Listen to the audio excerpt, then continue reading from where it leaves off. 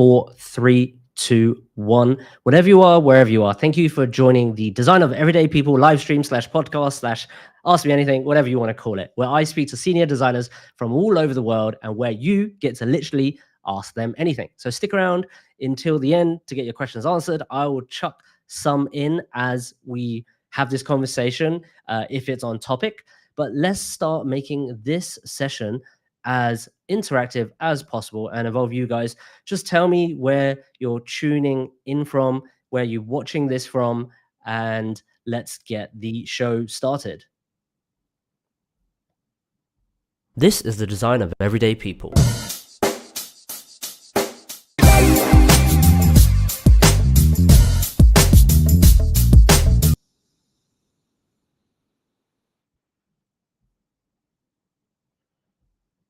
And before we get started with our conversation, I am really excited to share that I'm partnering with Rajiv from Shift UX for a brand new free webinar that's laser focused on helping UX product and research professionals land job in 2025 and the right way. Because let's be honest, the market is brutal right now. Mass applying just doesn't work.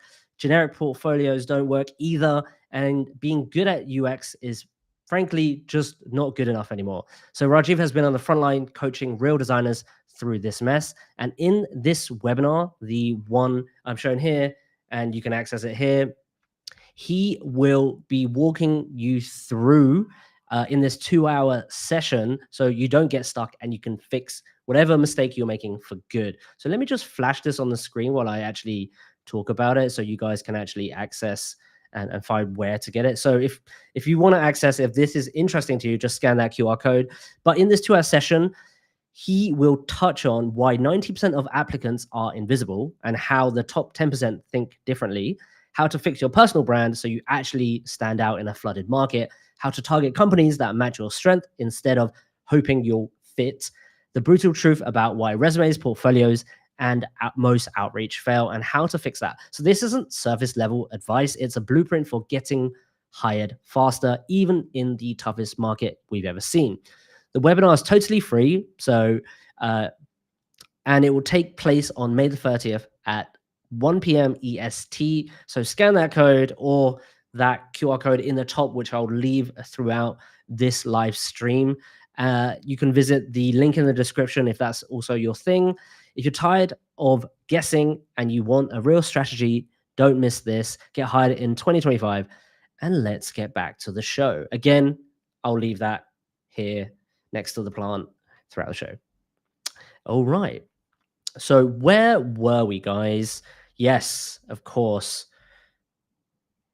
This event or this stream is how to design with mindfulness. And we always start with a quick introduction. So if you don't know me, I'm Chris, founder of UX Playbook. But before that, a self-taught designer struggling to get into UX. And now I spend most of my time helping designers navigate a fuzzy UX career with UX Playbook. From building your first portfolio to leading your first design team. But that's enough about me. Today, I'm joined by Elizabeth Alli, designer, founder, educator at DesignerUp. So let's get her out here and find out how she is doing. How's it going, Elizabeth? Hi, Chris. Going good. How's it going? It is going good too. Thanks for joining on a slightly earlier schedule than you might be used to. I really appreciate it. So for the audience that don't know you, could you tell us a bit about yourself? Yeah, I'm a longtime product designer and a founder. I started back in 2007 and I kind of fell into it. I was a classical piano major and a teacher at the time. And I needed a website because I was needing students and needing to make money. And I started to do that and I kind of fell in love with it. And so that's sort of how it started. And now I teach design. I've been teaching for a long time at DesignerUp. And I also have a SaaS product that I launched last year as well. So I'm still being a founder and doing that sort of thing. And so I take a lot of that knowledge from building products with startups here in Silicon Valley for a long time and my own stuff as well. And I infuse that into the course. And mindfulness is a big part of my life and how I manage all of it. And it's something that I teach designers because I think that mindset stuff is so important because this industry is insane. Yeah, absolutely, absolutely.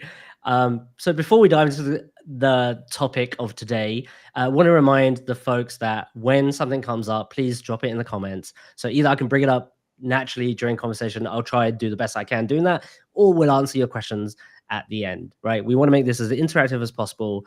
So let me start off with sort of introducing this topic. So some things that I've heard from the folks in my DMs and just folks online in general, that designers are often anxious, stressed, and overloaded. I hear designers struggling with always on mentality, endless um, comparing themselves, imposter syndrome, chronic burnout. The list goes on of like things that we suffer as designers. So I really want to touch on today this topic that you brought up, which is mindfulness. But let's start, at the beginning. What is mindfulness or mindful design, and why is it important to you? Yep, it's a big question, but it's important to me because, I really think design, especially product design and UX and UI design, it isn't just something that we do. There's so much psychology involved in it, and it really is kind of an extension of who we are, how we see the world, how we think through and react to problems, and then how we show up to solve them. So it's all of that we're internally doing, and then interacting with people and trying to create something with technology. And my practice of mindfulness came about a long time ago from a lot of the things that you just mentioned, from stress, from going through an illness, from having to work through a lot of that stuff as well. And then all of the hits that the industry keeps like throwing at you, like over the years, and things changing so fast and so much uncertainty. And so it was difficult to find any grounding in it. And this just act of developing a meditation practice and being more present is something that got me through a lot of difficult times. And for those that maybe don't know so much about mindfulness, kind of simply put, it's just the act of paying attention on purpose to what's happening right here, right now. And and this is the kicker, to do it without labeling it or judging it. So I think while the act of mindfulness is quite simple, like I could be doing it right now. I'm thinking about how I'm breathing, how I'm sitting, maybe how the air feels in the room, right? It's just turning your attention to the little details that are happening. It's the intention. I think that's a lot harder. It's the ability to practice it without judging, without clinging to the outcome, without naming it and labeling it. And so that is the part I think that takes more practice. Right. And how does having a practice of mindfulness help you with sort of career stuff or the stuff you're doing at the moment? Yeah, I mean, it helped so much with a lot of the things that we are doing with our user research, for example, right?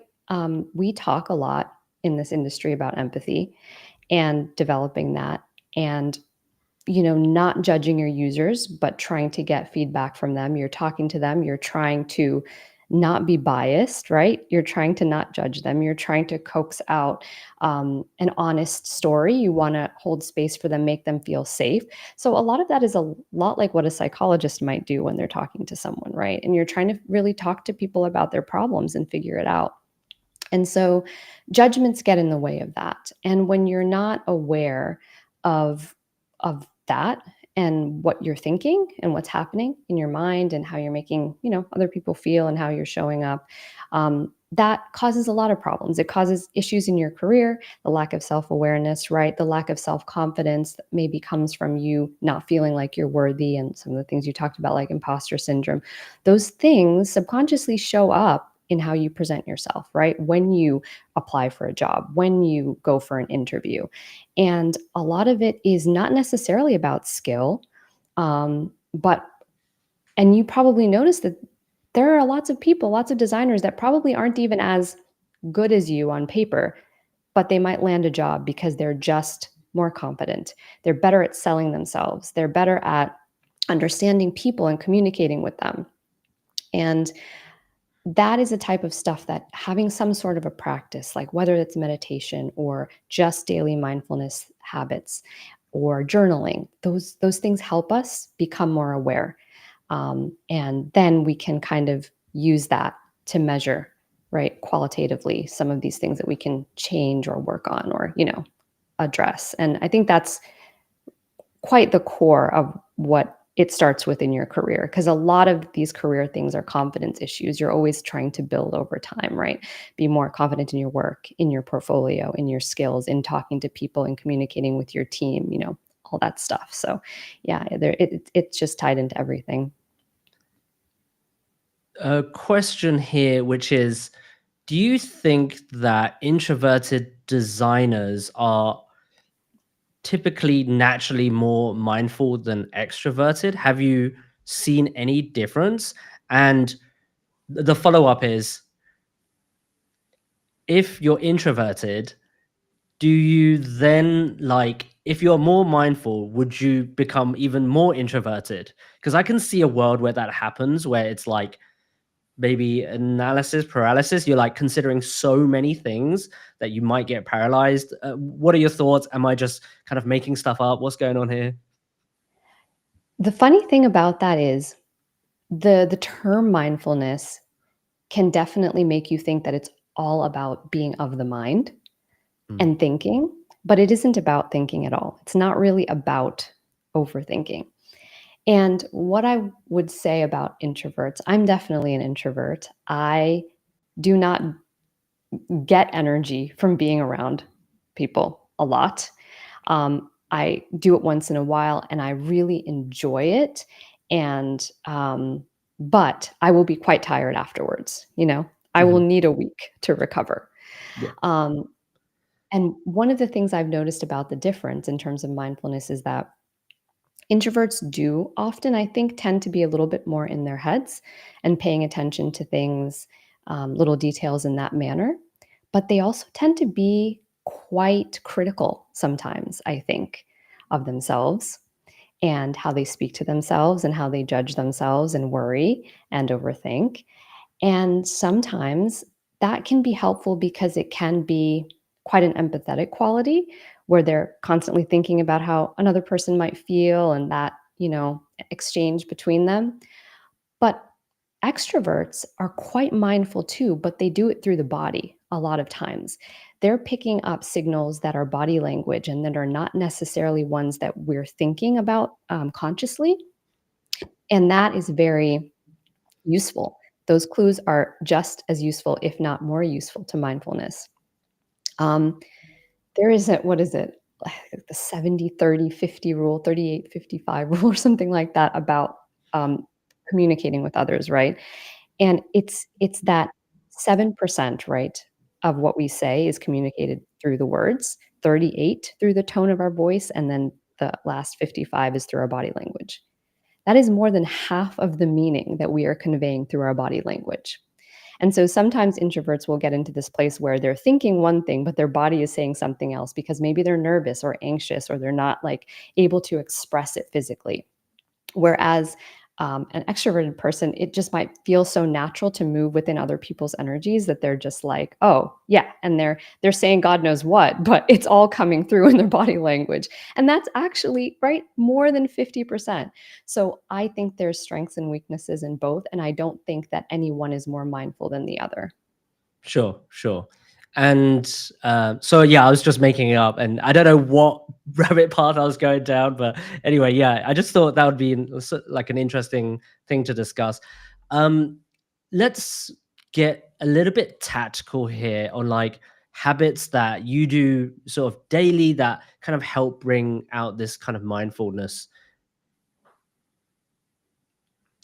Yeah, meditation for me is probably the most regular practice, and it's kind of funny how it started for me. It's not necessarily an easy practice, and every day it feels very different. And it's not really about like emptying your mind out or being at peace and just having a blissed out experience. A lot of it is just really struggling with your very distracted mind while you sit there. And that really is the purpose. It's just to be able to see how busy it is and to try to notice it and not get irritated at it. Because the second I sit down, all I can think about is the 50 million things that I have to do. I have this video to edit and I need to record. Oh, I forgot to respond to Chris. Oh my gosh, am I going to be late? How much time do I have to eat lunch? It's just this constant barrage of thoughts that are coming in. And to just be able to sit with that right there is the practice. And that's the part that over time, you kind of begin to figure out what to separate into what's really important and what's not, and what you should pay attention to now. And I think over many years of doing this, the one thing that I learned is that I'm not required to believe everything that I think. And I know that sounds weird, but you just feel like because you thought it, it must be true and it must be important. But it's just a perception thing. And you can really choose to say, yeah, as anxious and scared as I am, and because I'm catastrophizing right now about how awful this is going to be, that doesn't necessarily mean that I have to believe it. I can be delusional, right? I can be totally delulu if I want and just say, you know what? I'm just going to decide that this is going to be awesome. And I don't care what anybody else is telling me it's going to be, what my mind is afraid of. And that feels pretty bizarre the first couple of times that you do it. I mean, for many times that you do it. It just feels like you're lying to yourself and you don't believe it. And, maybe it's kind of like affirmations, if anyone's ever done those before, right? Positive affirmations. But after a while, when it does kind of work out once or twice, you start to build this body of proof. And that becomes a practice for you and it kind of becomes a fun game. And I'll give you an example. Like, I've never been an athletic person, but I got super interested in tennis about 3 years ago. And I would play for like 5 minutes and suck so horribly bad and be so incredibly sore afterwards because I probably never use any of these muscles in my life. And then I would just think like, this isn't for me. I'm not athletic. I'm never going to get better. I'm so sore. I'm probably hurting myself beyond repair. Just all of these thoughts that made me not want to try it again. But I just, for whatever reason, was very drawn to it. It's just something that pulled me in, interested me, and I did it again. And like eventually 3 years later, I got decent enough that I saw improvement. I can play for an hour and a half straight without even being sore the next day. And it slowly became something that I embodied. It took 3 years. These things take time, but I only did it because sometimes I'd be really sore. I'd go out to the court and I'd just say, okay, if I can't even play for 5 minutes, that's fine. At least I'm here. At least I'm going to give it a shot. And let's see if maybe what my mind is telling me isn't true today. And so you test, just like a good UX designer, you test and you get feedback from your body and your mind and people around you. And you try to like shift your perception and your identity of yourself. And so those are like little things. And then just, other stuff like taking a minute to breathe, like while I'm sitting here talking, just slowing down, noticing if I'm rambling a little bit too much, taking a minute to walk outside just for 10 minutes away from my desk and just being there with what's happening without my phone and that sort of thing. So it's nothing huge. It's nothing like massively life changing or shifting, but over time, it quite compounds when you do those little things. So I would say those are my little practical habits that I try to integrate. Yeah, that's awesome. This might be a bit of a different direction that I'm heading, but I feel like I need to ask you this because it just kept on coming up in my mind, and I want to listen to it. Which is, that voice that tells you, it's too hard, you can't do it, or like, I don't want to do this. We should just like do something else. And then sometimes there's the other voice, which is like, you can definitely do this. Mad confidence. Within that sort of realm of thinking, do you think there's such thing as the self? Like, who is that? Because is it the voice that's talking to you, or is it the one that's listening? Is it the talking, or like, is it both? And how do you reconcile that? because of being like, mindfulness? Like how does, what's your view on that frame? That's a deep question. Sorry, I'm sorry. Yeah. And, I don't think that I know the answer to that yet, but I think when it comes to the voices in your head, I think the more that you quiet them, pay attention to them, um, and give them space to speak, over time, you tend to notice that there is kind of something that's calm and grounding beneath it that kind of tells you that it's not too serious, whichever way you go. It's not that big of a deal, right? We're meant to try things and fuck up and try things and then it be awesome. And that's kind of all part of it, right? It's part of the middle way. It's part of saying that I'm going to be okay, even if this doesn't come out the way I hope. And I'm going to learn to integrate that even if it doesn't feel good. And I'm going to, maybe just be a little bit more neutral about the outcome. And that's what ancient meditation practices and mindfulness and Buddhism teaches, right? It's to be less a clinging of the outcome, right? Less attached. And so I think that's sort of what you start to find is kind of a neutrality. So if anything, if I could say that's kind of what the self feels like or that peaceful space, I think when you if you ever meditated for a long time and you finally get to it, it's just this kind of like ebb and flow of, middle ground, like where, you don't feel any particularly strong thing in one direction or the other. And I kind of think that's probably the closest thing that I can say to what that feels like. But yeah, those voices are very strong. And it's also one thing to be said that like for me personally, um I tend to go towards things that kind of fuel me. And it's kind of like an energetic feeling. It's sort of like you just feel like excited about it. And even if you are tired and afraid, you still feel that a little bit more excitement, like just a little edge more of excitement. And when it's something like I really don't want to be doing, I just feel kind of drained and I sort of dread it and like I'm dragging myself energetically towards it. So I don't know if that makes sense, but those are kind of my cues to whether I want to move towards something. It's almost like my body's like leaning towards it. It's like even this with you this morning, I'm like, I'm not a morning person. I do not want to get up this early. But I've just been really kind of excited to talk to you and just to meet you in person. I know we've known each other for like a while online, but not like face to face. Mhm. And then to talk about this topic that's not really talked about that often. And so I just sort of bounced out of bed at 6 a.m. this morning, super refreshed, like ready to rock. And that's just something that I didn't particularly control, but it Mm. sort of happened because I think my energy was in the right place and I was already excited about this, since we started planning it. So I don't know if anybody is ever feeling that or if they know like what I'm talking about, then yeah, maybe that's yourself talking to you. Hmm, interesting. I think video editing when I first started was like amazing. I sunk so many hours into it and I just love learning about everything video. But as time progressed, every time I need to do a video that's like 8 minutes or longer, like editing, I get so drained and it lasts like Same. a week.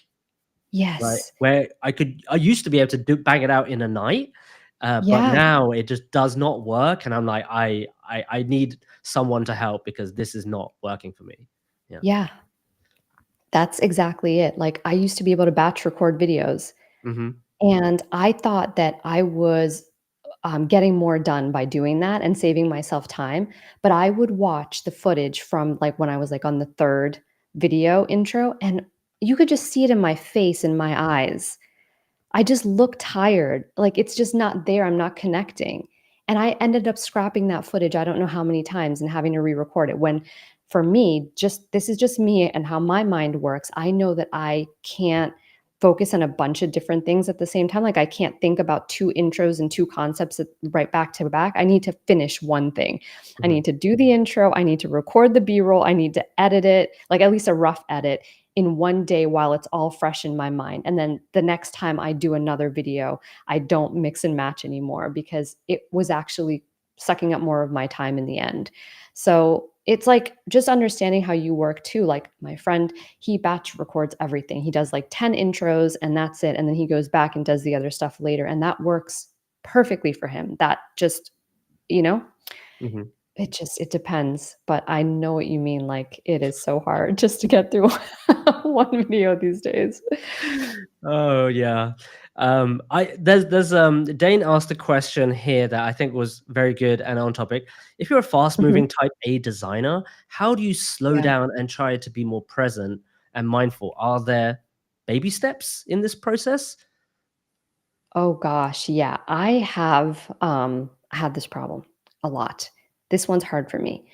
And to be honest, I think a lot of that does stem from deeper things.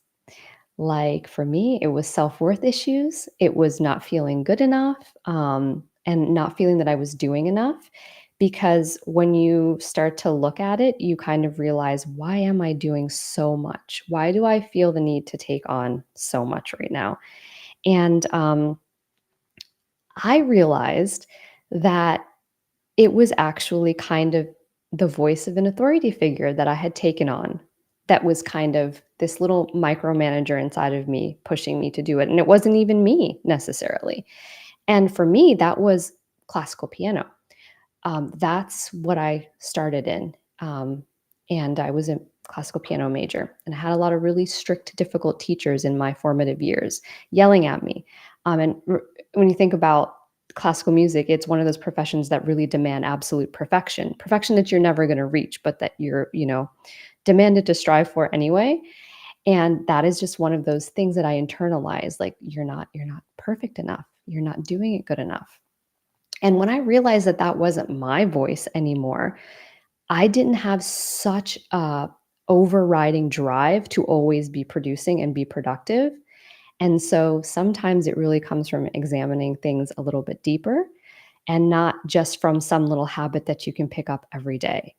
But also, if you can find some joy in slowing down, that's really helpful. If you can replace the work or whatever you're doing with just a few minutes of being mindful and feeling good about it, even if it's like a little bit of breath work or getting out of your seat and jumping around and getting back into your body, that's kind of like enough to kind of make your nervous system sit up and take note, right? And another thing about slowing down, and this is one that I was really guilty of when I first started YouTube, was I was making videos like every week, and I felt like all of the traditional advice was be consistent, keep putting out work. And I was. And those videos were not necessarily performing that great. And so from burnout, I took like 3 months off. And during that time, I kind of chipped away at this one video that I really wanted to make. And it took like 3 months to make it. That one video is one of my best performing videos of all time, and it made up for like 3 months worth of work. So what I learned is that hustling doesn't necessarily equate to outcome, and that was a big wake up call for me, is that I can actually slow down and produce something of quality that could make up for a lot of quantity. And so maybe you don't have to do so much, and maybe you don't have to move so fast, and you can give yourself permission to slow down. So, yeah, that's what I would say. Dane, right? Yeah. Hope that helps, Dane. I can't hear you anymore, Chris. Classic, the I'm on mute. Sorry about that, guys. Yeah, there's also something that I heard that I've been using, which is called like the state change, whether it's like like, literally going outside and changing your environment, or something Yeah. like have a really cold glass of water or taking a Mhm. shower, and it just Yep. puts you in a completely different mental state to where you were. So let's just say you're struggling on this task, or this is a really hard thing that you don't want to tackle right now. Yeah. Actually thinking about, how could I change my state in this moment? So Mhm. then maybe I have a new perception to this problem, Yes. this thing you're doing could also be very helpful. Yeah, Dane was saying that he's type A, and Mm, that's something we tend to really get stuck in our heads about, and we try to change our perception or shift our state through our brains. And that doesn't really work for type A's. You need to do it through your body. You need mm, to do it through your nervous system. Splash cold water on your face, jump up and down, primal scream into a pillow. Do something like that, and that will kind of do it for you. And you don't have to think so much about it. So for me too, I tend to think a lot. So I go and I play some tennis. I beat the shit out of a ball and hit it as hard as I can and get out some frustration and whatever it is. And then I come back and I just see things differently, and I'm just like a better person to be around. after you've beaten up the ball so many times. But the ball's good. The ball doesn't, yeah. No hard feelings at all. Yeah. I wanna switch gears a bit, 'cause, well, it sort of overlaps. Like, we mentioned imposter syndrome, and I believe Mhm, that in the creative community, we all have some remnants of it. That there's, like, something in us that we're like, mhm, "Oh, maybe we're not as good, or maybe we put too much value in the thing we produce." mhm. What are some of the things that you found helpful in your career about trying to overcome imposter syndrome? I don't know anybody that hasn't felt this, and it does not go away no matter how much experience you have. And I think we think that if I just was better at this, if I knew more, if I studied more, if I whatever it is, I wouldn't feel like an imposter. But the second that you level up, you're in another game again, and you're not the smartest one in the room, and you're still not feeling worthy. And again, I think it comes from that self-worth stuff and all of the things around imposter syndrome. It's just a narrative. These are just narratives and part of our identity that we've assumed or made up for ourselves or taken on. And when you look at it, you realize that you can change the story that you tell about yourself, right? Um, I there are so many students in my course that will come in just feeling like they don't have anything necessarily to offer or of value because they haven't been in this industry. And I look at their background and I'm like, my God, like you've done so much in this space in business or psychology. Like you have no idea how much of that applies to, user experience design.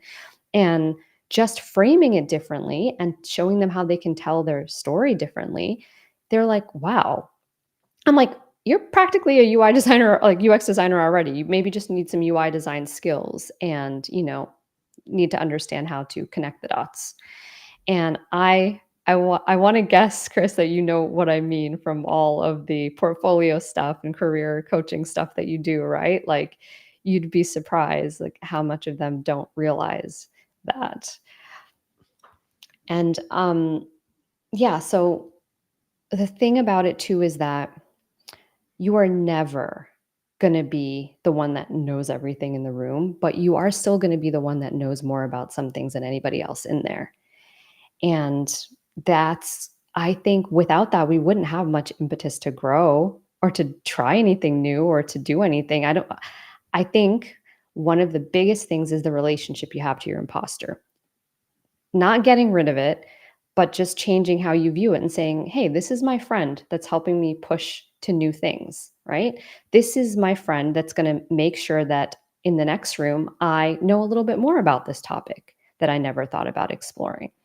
And so it's just kind of like a buddy that's, that you can be accountable to instead of this enemy that you have to hide from. Right, right. And I think what also helps is to reflect on how far you've come in whatever journey Mm, that you have. yeah, Like, everyone's done hard stuff in their life, right? yeah. Let's just say you're getting into UX, you're pretty green in the field, you don't know what you don't know, but there's other Mhm. stuff that you've done that you could be proud of that you could say to yourself, oh, I'm just going to pat myself on the back, because it's not like where you are now is where you'll always be, right? And Yeah. that's proof of your history and experience. So if you could somehow, as cheesy as it sounds, write on a post-it of some things that you're proud of in that moment when you feel like you're an imposter, and stick it on your laptop or Yeah. whatever, in the bathroom mirror or whatever. Positive affirmations help, but also having proof to yourself, because at the end of the day, you only need to prove that to yourself. But if you can convince yourself that you've done something well in the past, that could hopefully build a habit of like how you approach the future. Yeah. I'm a big fan of journaling for that reason because it's just a way for me to reflect. And when I go back and read some of those things, I honestly can't believe some of those things that I did. And sometimes we just forget, or we downplay it, or we gloss over it because we're jumping on to the next thing. And yeah, it's important to like acknowledge that stuff because like it's amazing how far you can come in just, a year where it doesn't feel like it week to week necessarily. But when you look back on that whole year, it's accumulates.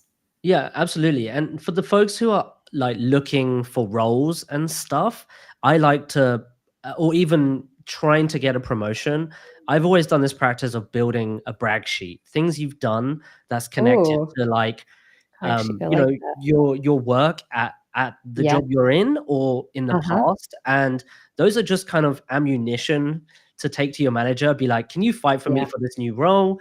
Or when you go into a job, you're like, hey, this is what I've done in my career. Because a lot of Mhm. people don't necessarily think about all their achievements all the time. But Yeah. when does it matter? When you're trying to get a promotion or when you're trying to get Mhm. a job? And it's also healthy to record wins, because it basically tells yourself that momentum, you have momentum, you've done Yeah. good stuff. And to not fall into that trap of like, I'm the worst human, I can't do anything. So Uh-huh. slowly climb out through this brag sheet, right? It's a really good exercise. It could take I as love long as you that. want or as quick as you want. Yeah. I like that a lot. I have a student assessment that I do, and one of the columns in it is called your skills stories. And it's that similar concept. Like you're collecting these skills that you have or this thing that you did and it was good and you were proud of it. And it's a little story that you tell. Like this week, I showed my developers how to do something with, this color palette that they didn't know how to do, and it made everything a lot easier. And it might seem like a tiny little thing to you, but that is this type of stuff that is a fuel for your case studies and your interviews. Those are the kinds of real stories and documentation, not this like sanitized process of like, oh, I did a user journey map and then I did this. We want to know practically what was the lived experience that you had as you were going through it in the moment. And I think journaling is one of the best ways to do that. Keeping a work journal, I even use the Figma history, the notes, to just make notes on there about what did I do on this like mock-up that was good or cool or involved this skill or whatever it is, like as my train of thought is happening.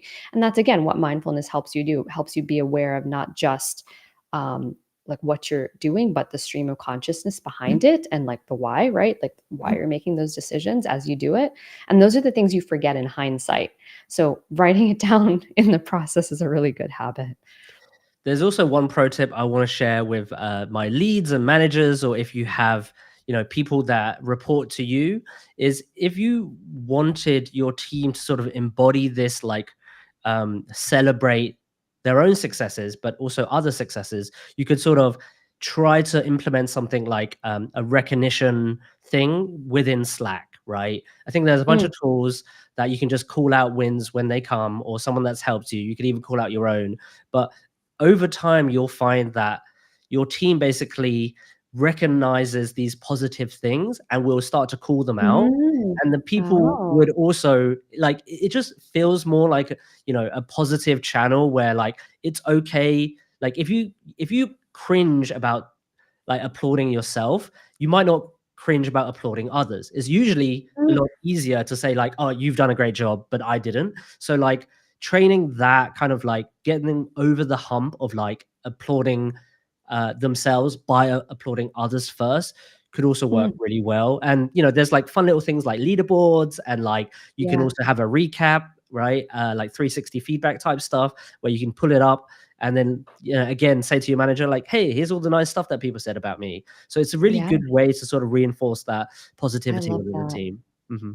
Yeah, I love that. It's the same reason I tell my students, like, so many of them, even the ones that are like freelancing, they just forget to ask for testimonials when a project is done and get that to put on their LinkedIn profile or whatever it is. Like all of those things, like, don't be afraid, first of all, to, ask for like positive feedback and literally positive feedback. Just be like, what do you like about me? Like, you've been my connection on LinkedIn for a long time. You like some of my posts every now and then. Why? What do you like about me? You know, don't be afraid to ask. I'm sure there's a whole bunch of things that people, enjoy about you or your content or what you're doing that you never even would realize. And that's a pretty good boost. Yeah, absolutely, absolutely. I think the last thing I want to touch on here before I get to some of the questions. So, guys, drop in your questions, which These is a answers huge, days yeah, are which is so a funny. huge question, which is how do you think about building a fulfilling UX career? Um, I think that you definitely want to be doing things for some type of reason. It doesn't necessarily mean that it has to be the most joyful work in the world that you're doing. You may not have the luxury of doing that in the beginning of your career. You might have to do a bunch of stuff that you don't like. You might have to have a job that you're not crazy about for a while to get paid, to pay the bills, to survive. And I think that's what mindfulness is about. It isn't about faking happiness, positive affirmations, only choosing your passion. That's not realistic. And that's what it's about. It's about just saying, this is where I am in this season of my life right now. And that's okay. That's okay. I'm going to show up. I'm going to do the best I can. I am going to have a goal, or I'm going to think about my values and what I really care about. And I tell designers this right now a lot. The ones especially that are really afraid of where this industry is going and all of the changes and how hard it legitimately is to get a job right now. And that is, it is harder than ever to get hired. I'm not going to sugarcoat that, but it is easier than ever to make money as a designer. So you might not have that ideal envisioned FANG job that you always wanted, but that does not mean that you can't go build a product tomorrow using AI and sell something, or that you can't make some Framer templates or Notion templates, that you can't start an agency, that you can't start a community, that you can't make a course teaching something and start a business or whatever it is. So your career does not have to look like someone else's. And one thing about having a long and healthy and happy career is that you realize that, and that you also see that, yeah, sure, I may be teaching a course and having a YouTube channel, but if you knew how many hours I had to put into being on camera, staring at myself and listening to my own voice, if you don't want that day to day life, you're not going to be happy with the outcome that I have. You're not going to be happy with the ad revenue that you get from your channel. I enjoy doing it. I don't mind. So I'm happy with that day to day life. I've chosen this. I'm not someone that wants to go into a corporate office every day and be around people every day. So that's just for me. And it doesn't make, that any different or better or worse. It's just like where you're at right now. And you can choose to change that anytime too. You can choose to have different goals and try something new. And you can literally just try it just for the hell of it. It doesn't have to be like, I have to make the perfect life choice and do everything right now. Otherwise, I'm going to be a failure. Okay. So you failed. You did it. You have a great story to tell. You have something that you've taken action on. And that's, I think, how you have a good, long, healthy career. Just explore and see what you resonate with, and then just, do it. Yeah, I like that. I think the typical career that we might have heard of, even in our parents' generation, which is like go to work for a company, stay there for 40 years, then retire. That is obviously not the case, right? Like now careers are just a multifaceted, so many different things. Like you could do something for a year, give up, and then literally start something else. And there's so many Yep. career transitioners now than there's probably ever been before in history. So it's like super exciting. And I like this analogy that I probably have brought up somewhere else, but I'll just say it again, where I think it's Naval that says something like, we should treat careers like ancient Greeks, where it's like you're a kid and you go to school, right? Then you grow up, you join the army, right? And you're fighting in wars. Then you come back and you start a business. Then you maybe join the Senate as an older man. And then after the Senate, you become a philosopher. So there's just like this arc to one's career and one's life. And I Mhm. love you know, the concept of seasons where they're different and interesting. Some might last for longer, some might not. And I think that's actually how we should approach, things we do. We know we're maybe at right now, it's the season of get my head down, get minimum Mhm. wage, but it doesn't matter because there's the next season and the one after and the Yeah. one after. Yeah. Yeah. And you need that training ground to get there. And it may seem irrelevant or difficult or challenging, but that's the test and that's the proving ground that will get you to the next level. So, just enjoy it because it's short. And there is one day you're going to look back and fondly remember some stupid things from that job that you hated. And it's going to bring you joy when you're an old man sitting in like your retirement home. So, it all has value. It's all valid. Exactly. Okay, guys, I see you guys chatting in the comments I see and some I see yeah, some really great comments going in there I making know. me laugh. I'm trying not to look at them. Yeah, let me flash some just so you guys know what we're talking about if you haven't scrolled up. But yeah, that was like uh punish that bull girl. Yeah. That one made me giggle. That one made me laugh. Yeah, highly recommend picking up Muay Thai. This is if you want to take your Oh, yeah. frustration out on your day-to-day grind. Yeah, that's great. Hustle culture can be dangerous. Okay, maybe this is one of these things. Dane also asked. So Yeah. you're saying that go go go mentality is something we're essentially groomed into, and being from Silicon Valley, is that the vibe that is just permeates everywhere? Like, why do you think that is? That there's just this go go go mentality? Yeah, I think, to say that essentially we're groomed into it, I mean, it can be that, right? And it depends a lot on how you were raised, how you were brought up, where you're living, and what the values are in the society that you're in. But in Western culture, being born an American, growing up here, being raised here, I was born in New York. Nowhere's more hustle culture than New York. Born and raised there.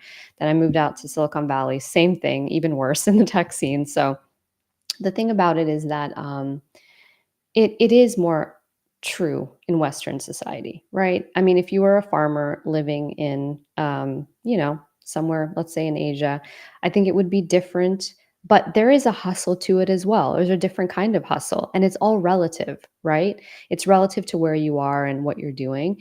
And hustle culture can be bad, but again, it is kind of like your relationship to it. I hustled early on in my career when I worked for startups and I was building startups. And I think a lot of that was necessary to a degree. I think I needed to do that at that time. I had the energy, I had the connections, I had the ability to do it. But as it got a little more stressful and difficult and toxic, being able to notice that and recognize it and saying, okay, this isn't for me anymore, that's what's important. And even if you are having to hustle a little bit, if you're hating the hustle, that's not a good relationship to have with that hustle, right? But if you're just like, okay, like you said, Chris, this is just a season in my life, right? This is going to be a good experience for a little bit. I'm not going to kill myself. I'm going to try to balance it out as much as I can with something else on the other, end of the spectrum, then it's okay, right? We're not judging it. We're not saying that we were groomed into it and it's bad and hustle culture is awful. It is what it is, right? We're here in Western society. The systems are the way that they are. And we can do little things to rebel and to keep ourselves healthy, but also to not deny the reality of it. So I would never judge anyone for hustling, but I would maybe say, keep it healthy, you know? Keep it balanced, keep it realistic. Yeah, I like that. Yeah, exactly. Exactly. Jesse asked, how do you grapple with tough decisions like pivoting your career? For example, loving your team but Mm, not loving the company's trajectory. yeah. Oh gosh, that's one I've felt a lot. When I was working in Silicon Valley with startups for a long time, they were doing some really fascinating, interesting things, lots of innovative things being built. But there were lots of really unethical practices happening to grow companies. In the early 2000s, when VC money was being blindly pumped into the startup ecosystem, right? Um, it was just so easy to just build and get bigger and bigger and capture more of the market, and everyone was fighting for like more and more of the same thing. And you would just see, we all see the Netflix documentaries now. We've seen WeWork and we've seen Uber, and we know the end of the story, right? That is a dangerous place to be in. And it comes back to your values, right? If you value the people at the company and you believe in what they're doing, that's one reason to maybe stay through hard times. But if you don't, then that is enough reason to leave. But the thing is that you need to come to a place where you trust your abilities first. Because if you are really, really feeling just down on yourself and not having any grounding or ability to feel like you can leave and be okay with the outcome of leaving, then you might not quite be ready to leave yet. And that's where mindfulness can help, right? Work on accepting maybe I will leave and it won't be the greatest thing. Maybe I will feel some regret. And if you can live with that, then you're ready, because there is definitely something bigger that's calling to you if this isn't aligned with your values anymore. And it's probably time for a change. The very fact that you're having the thought of like, I don't like where this is going. And if you've tried your best to maybe steer the ship in a different direction and you know that it isn't going to happen, it's okay. It's okay to give yourself permission to try something else. But it's just scary, right? It's just scary to pivot and to know if you're making the right decision. But like we talked about earlier, you won't really know. And I'll tell you a little story if I can. It's my favorite proverb or parable ever. It's called The Chinese Farmer by Alan Watts. I don't know if you've ever heard it, but it's the story goes like this. There is a Chinese farmer, and one day his only horse runs away. All the neighbors come over and they say, "Oh, that's so awful that your only horse ran away." And the farmer goes, "Maybe." And the next day, the horse comes back and brings 7 wild horses with it. The neighbors come over and they're like, "Oh, you're so lucky. You now have, 6 horses." And he goes, "Maybe." And the next day, his son gets injured by one of the wild horses. The neighbors say, "Oh my God, poor you, poor you." And he's like, "Maybe." And then the draft happens. There's a civil war, and his son doesn't have to go to war. And, well, as it goes, they come over. They're like, "Oh, you're so lucky. He doesn't have to go off to war." And the farmer says, "Maybe." And that is life, right? We are never going to know. We're never going to have certainty. But if you can just stay in the experience and be neutral about it, then whatever decision you make, it's going to be a maybe. You just don't know. And it's worth trying in this one life that you have to just see what happens. I think that's the place I want to end it because that was so beautiful. Love that parable. Okay. So yeah, I want to thank you, Elizabeth, for coming on. I think we touched on a bunch of topics. Of course, we can probably speak for hours around these kind of topics because things that traditionally designers don't chat about. Usually it's Yeah. about other sort of maybe more about tools, about portfolios, but Yeah. this is definitely a conversation that we should have more of. But before I let you go, I would love if you could share more about your course, and I'll just flash it on screen here, and you just tell the guys what's happening there. So I'll just give you a few minutes here. Awesome. Yeah, I teach this course here. It's a product design course, and it's very comprehensive because we talk a lot about the business and business models, which it's something that designers need more familiarity with. I think overall, they're often missing some of that business acumen and the strategy, like how we tie those decisions together. Things like the metrics that we use and how businesses make money and how startups get funded and how all of that ties into the actual UI elements that we make on screen. And so it's all of that, and it's how to do everything foundationally from picking great color palettes and making great designs and using tools like JavaScript libraries and components and working with your engineers and GitHub and all that kind of stuff. So a lot of topics that you don't usually get acquainted with just from your usual UI design like trends and stuff like that. So that's what's happening inside of the course. There's a great community, and it's all based on mindfulness. So we do a lot of these exercises together, and we have monthly live sessions as well. But the course is self-paced. So if you are ever looking to kind of add some of those things to your skill set, or even if you're just starting out and want like a really good foundational type of course that takes you through all this kind of stuff that you need to know and build your portfolio. And what you're doing in there is you're building like a real MVP and a real product. So it's very useful, even if you're thinking about starting your own thing, maybe your own company or your own products. So yeah, if you're interested in that sort of thing, I'd love to have you. You get to hang out with me and all the other cool people building cool stuff in there. So yeah, there's the code up on screen, so you can check it Yeah. out. Yeah, just scan that code if you're interested. Elizabeth, again, thank you so much for joining us and just Thank sharing some of you. your experience. I think it was really valuable for the folks that might be, in between decisions or like facing imposter syndrome or just feeling a bit frustrated with where they are. So thank you so much. These are some great questions. I really appreciate them. If I didn't get to any of them, yeah, it was great. You guys kept me laughing too, so I really appreciate that. Thank you, Chris. This was great. Appreciate Awesome. you. No worries. I'm going to take you off stage and I'll just do the final wrap up. But if you want to hang around, we can do a debrief and chat. But if you need to go, that's also fine. But just going to take you off stage now. All right. Sounds good. Bye, everyone. All right, guys. So again, go follow Elizabeth on YouTube. Her channel kicks ass. Lots of videos that if you like stuff like this, you'll love that. And check out her course as well. You can scan that QR code. Just leaving that. Yep, someone scanned it. Thank you. But before I wrap up, a couple of housekeeping things that I need to do. Of course, I need to thank the sponsor of today and reminding you guys about this free webinar that Rajiv is running Friday, May 30th, 1 p.m. EST.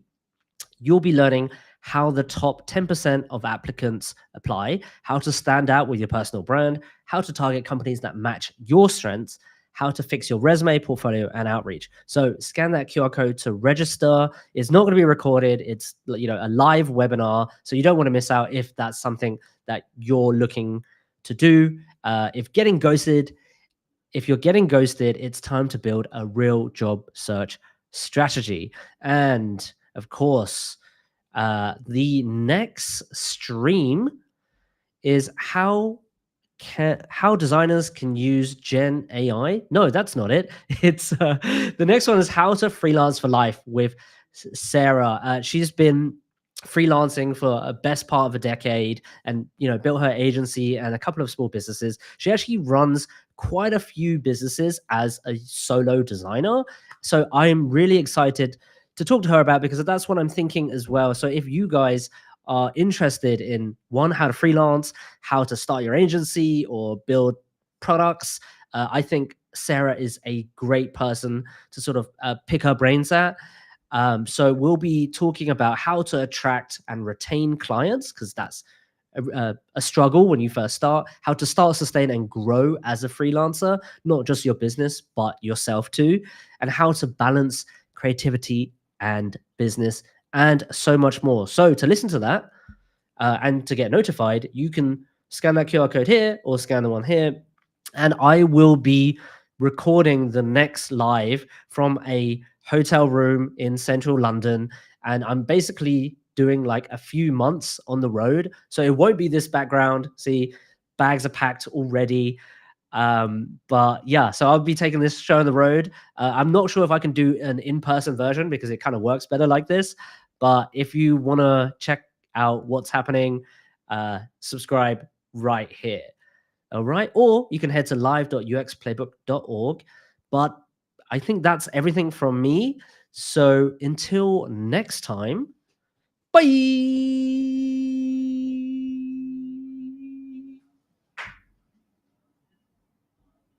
This is the design of everyday people.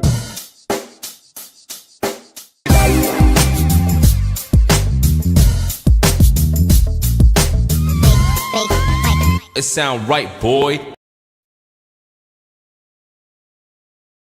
Is the design of everyday people.